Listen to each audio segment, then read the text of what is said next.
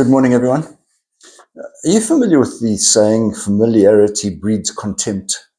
So we can sometimes get so used to things that we just don't pay attention to them anymore.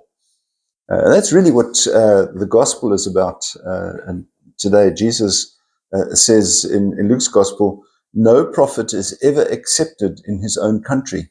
I mean, Jesus himself found that he couldn't preach because where he went to, people saw him as being the son of a carpenter. They didn't actually see him as being a prophet or the Messiah or anything like that. So he had difficulty establishing his credentials because people knew him as something else.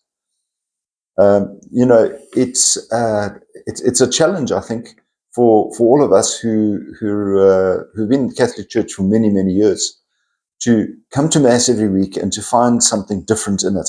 And people say, well, Mass is boring. It's the same thing over and over and over again. And also familiarity breeds contempt.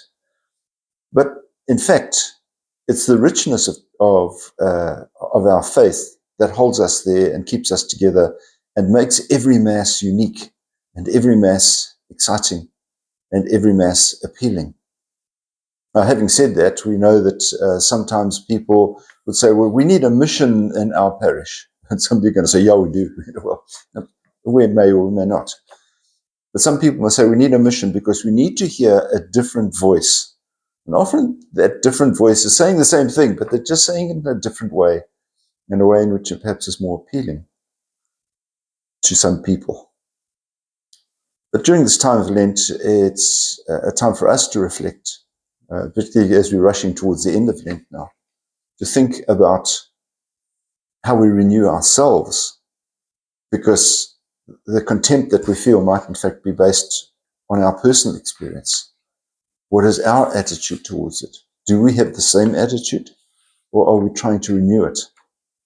It's pretty much like the readings of yesterday in the gospel, that we need to till the soil. We need to continually refresh it. We need to give it more energy, so that the same plant may continue to bring good fruit.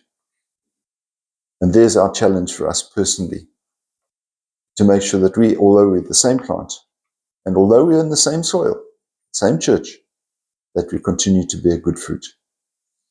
Have a wonderful day. We'll see you again. God bless. Bye-bye.